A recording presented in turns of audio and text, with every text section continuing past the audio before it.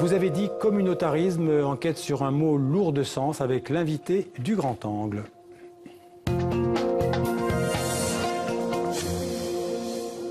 Et j'ai le plaisir d'accueillir Fabrice Dume-Zonzogny. Bonsoir. Bonsoir. Vous êtes sociologue, chercheur et enseignant à l'Université Paris Diderot. Vous travaillez depuis 20 ans sur les discriminations ethniques ou raciales, en particulier dans les écoles d'ailleurs et dans l'entreprise aussi. Et vous avez enquêté sur ce que vous appelez une chimère du nationalisme français.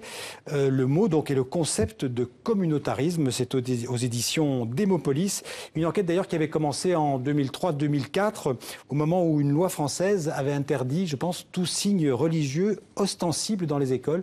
Vous avez publié un livre à l'époque, je crois en 2007, oui, tout à fait. Sur cette question. Tout à fait. J'avais commencé à travailler en 2007 dans le cadre d'un travail qui était une commande du ministère de l'Éducation nationale et ce qui était le facile à l'époque, et qui se posait la question du communautarisme. Voilà. Donc, voilà. C'était déjà une réflexion à l'époque sur l'État français contre le communautarisme. Voilà, et vous avez poursuivi votre enquête. Alors, ce livre, c'est une enquête basée sur la presse quotidienne nationale et régionale, notamment en Alsace, dont vous avez épluché plusieurs journaux nationaux pour voir l'occurrence du mot communautarisme. D'abord, un petit mot de vocabulaire. Qu'est-ce que ça veut dire en France, communautarisme ? Communautarisme, en fait, c'est un discours, c'est un mot, et plus largement, c'est un discours. C'est la particularité.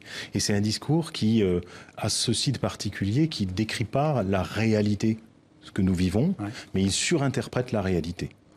Et ce qui était absolument particulier, c'est un discours qui est en fait très récent, si on en fait l'histoire, et c'est aussi, on reparlera peut-être, un discours qui est assez typiquement français. D'abord, d'où vient ce mot ? Enfin voilà, c'est pas un mot français. C'est un mot français, c'est un mot qui a été inventé en France, et c'est un mot qui est diffusé en France, et où, je veux dire, là où l'idéologie française... Si c'est pas un mot français, parce qu'on a l'impression que c'est un mot qui vient des pays anglo-saxons. Alors, il y a une ambiguïté, c'est qu'il y a un débat en Amérique du Nord notamment, un débat entre la philosophie dite libérale et la philosophie dite communautarienne. Voilà. Et pour aller vite, une des critiques que fait la philosophie ou les philosophies communautariennes, c'est de contester que nous sommes des individus sans attache, sans appartenance, d'une certaine manière, d'accord, que nous sommes des individus sociale, sans racine, tout nus, pour le dire comme ça, d'accord. Donc elle conteste au fond la philosophie libérale.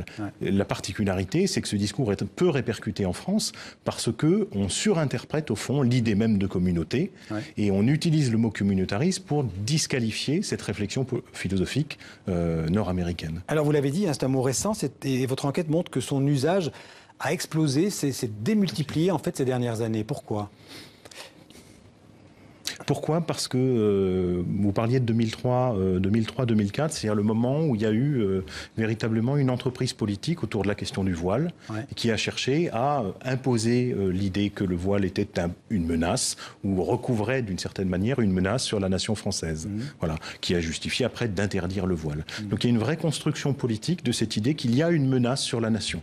Voilà. Ce mot communautarisme, c'est vraiment le mot qui incarne d'une certaine manière ce discours de la menace sur la nation. Donc on peut dire que le communautarisme, ce serait un autre mot, et ça vous en parlez dans votre livre, pour désigner en fait les minorités. Toutes les minorités, pas seulement, enfin essentiellement la minorité musulmane, est perçue comme menaçante. Absolument. Mais vous savez qu'en France, le pouvoir en France ne veut pas reconnaître, le droit non plus français, ne veut pas reconnaître le concept de minorité. On dit en France, il n'y aurait pas de minorité. Et pourtant, par des processus Il n'y a d'ailleurs pas de statistiques ethniques.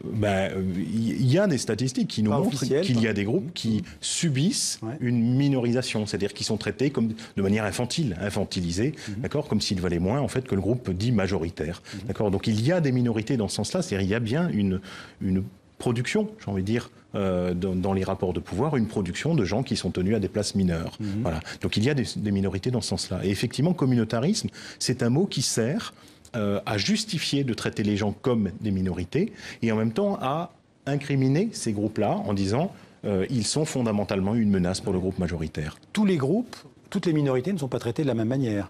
Non, pas toutes. D'abord, c'est un mot qui a une très forte connotation ethnique, même si dans l'histoire de ce mot, il a été utilisé pour désigner les homosexuels ou les groupes dits LGBT, notamment autour des manifestations de la Gay Pride, etc. Il a même été utilisé autour du débat sur la parité en politique.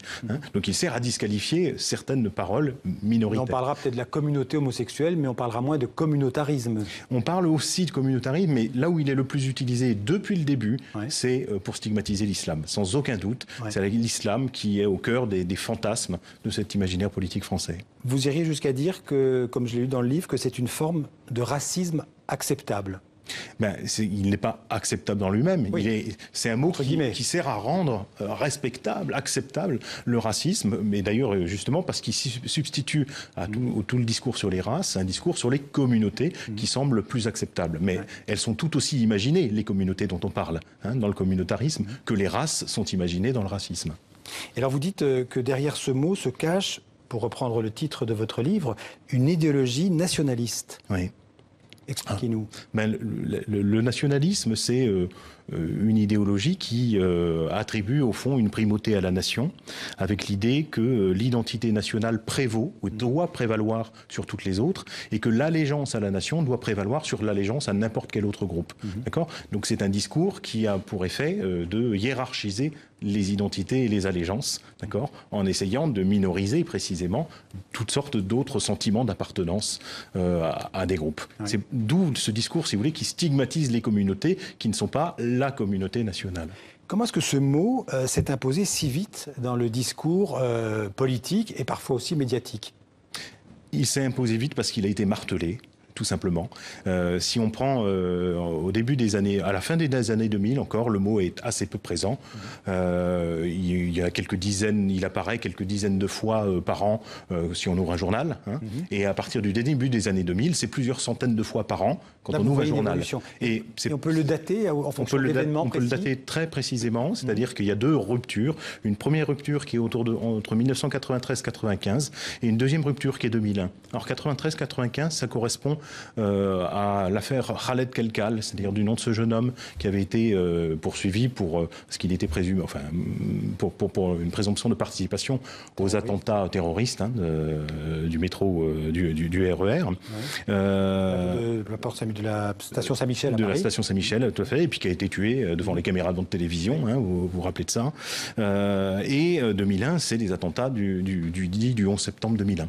Et dans ces deux moments-là, le mot communautarisme va arriver parce qu'il va servir en fait à développer un discours qui dit, vous voyez, il y a des jeunes qui ont grandi sur les bancs de l'école française et qui finissent par se retourner contre la mère patrie. Donc c'est un discours comme ça qui va chercher une espèce d'ennemi qui aurait grandi à l'intérieur de la société française. Un discours de l'ennemi intérieur. Alors tout de même, il y a en France, c'est incontestable, des replis ou des crispations identitaires, pas seulement dans l'islam, il y en a aussi chez les catholiques. Par exemple, il y a eu tous les épisodes de mariage pour tous avec Sens commun aujourd'hui. C'est une réalité aussi, une sorte de repli communautaire, entre guillemets. Ça dépend duquel on parle. C'est-à-dire, quand on parle de sens commun, etc., on voit la réaction, au fond, d'un groupe qui est plutôt historiquement un groupe en position dominante, culturellement, idéologiquement, et qui se voit contester, au fait, sa position dominante par la transformation des règles sociales. Mais pour eux, on ne parle pas de communautarisme, d'accord ? Comme s'il n'était pas une communauté. Par contre, on va utiliser le mot communautarisme qui va stigmatiser les groupes qui revendiquent l'égalité des droits.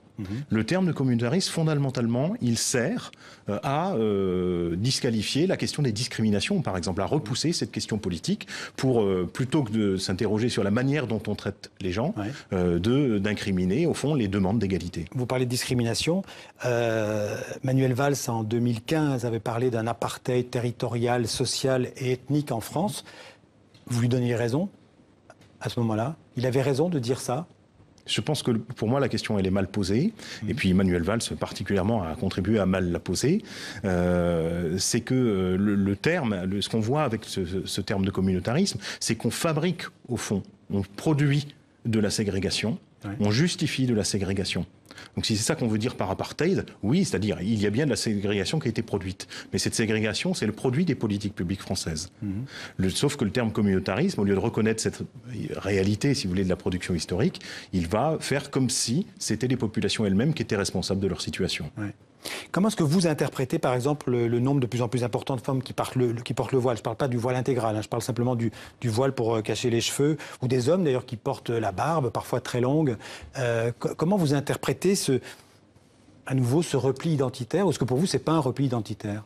Pour moi, ce n'est pas nécessairement un repli identitaire. C'est une affirmation d'identité, d'accord? Et c'est une affirmation d'identité religieuse avec des mouvements partout dans le monde, hein, de réémergence de la religion, etc. C'est aussi une époque d'interrogation, justement, avec les religions, d'interrogation sur le statut des États-nations, d'accord? Donc, il y a bien un moment où se redessine un certain nombre d'affirmations identitaires, tout à fait, mais je ne vois pas pourquoi elles menacerait en tant que telle la nation française. On parlait au début de communautarisme, mot français, mais aussi concept souvent utilisé dans les pays anglo-saxons. Le communautarisme britannique, par exemple, pour vous, il est différent? Il existe d'abord? Communautariste, c'est un mot qui a été inventé par les Français pour parler des autres, et notamment pour parler des Britanniques, des Québécois, des États-Uniens, etc. Donc c'est un mot qui sert à qualifier et surtout à disqualifier l'autre. Par exemple, en Bretagne, il y a des tribunaux islamiques où la charia est appliquée. C'est quand même une façon identitaire de pratiquer sa vie en communauté. Il y a en Grande-Bretagne, au Québec, etc., il y a partout des histoires politiques qui sont très différentes, y compris des histoires du droit et de manière d'organiser le droit qui sont très différentes. Dans d'autres pays, on pose la question de faut-il ou pas reconnaître d'autres groupes et d'autres appartenances. C'est ça la question fondamentale. En France, c'est une question qu'on ne veut pas poser. Et le terme communautariste, il sert à maintenir fermée, si vous voulez, cette question-là. Je ne suis pas en train de dire qu'il faut ou qu'il ne faut pas, mais la question mériterait d'être posée parce que sous couvert, si vous voulez, de la question de la reconnaissance de groupe, il y a bien la possibilité de reconnaître que dans cette société, tout le monde n'est pas égaux et que ce qu'on voit comme étant des manifestations communautaires, c'est en fait le résultat, si vous voulez, très souvent d'une expérience du racisme, du sexisme, c'est-à-dire que pour se défendre, les gens, ils ont légitimement besoin de se retrouver. Merci Fabrice Dumais. Toutes ces questions, elles se retrouvent dans ce livre, donc Communautarisme, enquête sur cette chimère du nationalisme français aux éditions Démopolis. Merci d'avoir été avec nous dans 64 minutes.